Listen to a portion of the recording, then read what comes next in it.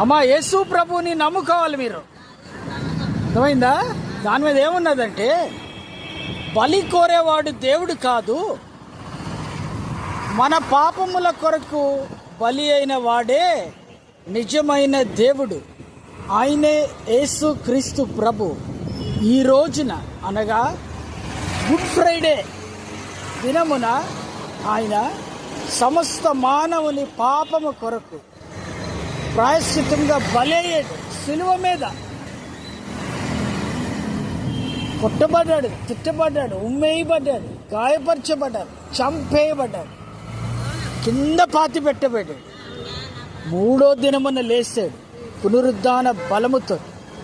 ఆ బలము యేసు ప్రభువుని నమ్మి పాపములు ఒప్పుకొని రక్షణ పొందిన ప్రతి ఒక్కరికి ఆ పునరుద్ధాన బలము చూడగలరు.